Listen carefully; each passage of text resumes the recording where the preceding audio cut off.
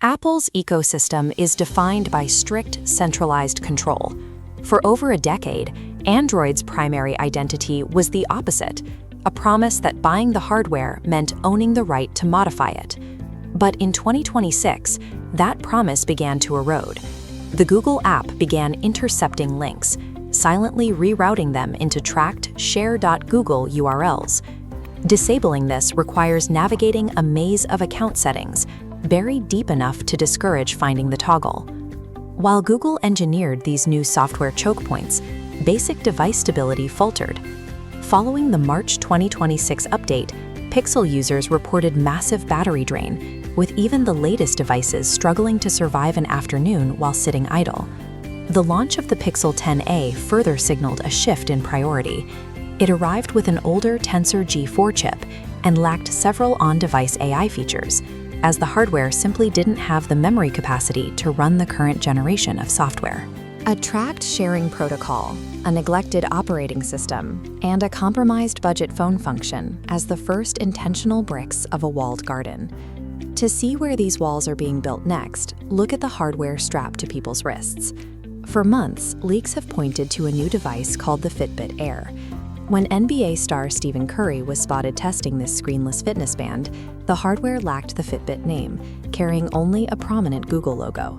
This physical rebranding is backed by a back-end consolidation. Google is expected to dissolve the Fitbit Premium subscription service entirely, rolling those features into a centralized architecture called Google Health.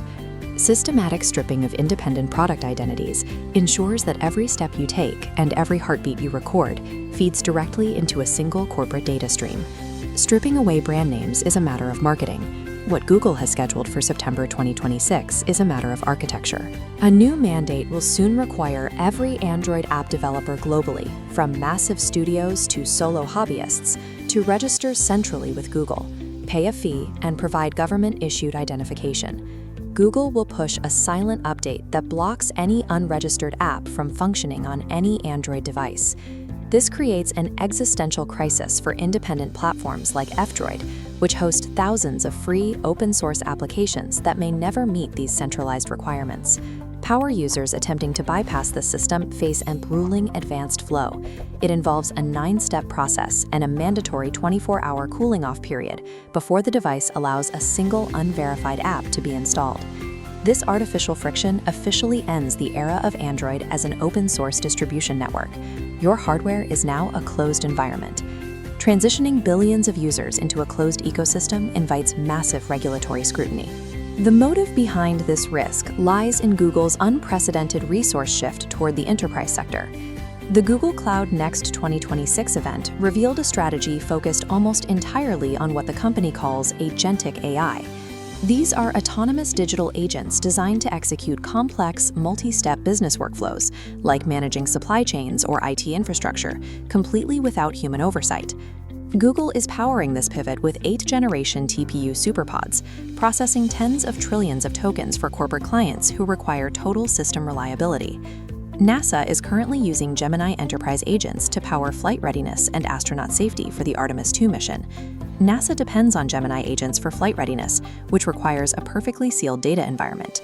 In Google's new agentic architecture, the consumer's phone is a node on that same enterprise network. To maintain the zero-trust security corporation's demand, Google must eliminate the possibility of unverified code running on those devices. Google has now finally completed its evolution from an open mobile provider to a closed, highly controlled AI infrastructure monopoly. The Electronic Frontier Foundation warned that app gatekeeping creates an ever-expanding pathway to internet censorship, a structure Google is now deploying at a global scale. A handset purchased by a consumer now functions as a strictly governed endpoint node, reporting back to an enterprise network. The consumer receives a frictionless reality, where digital agents manage their emails, sort their documents, and log their health routines automatically. This convenience is exchanged for digital autonomy.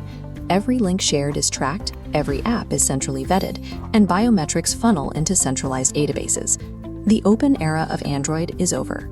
The price of an AI-driven future is total submission to the walled garden.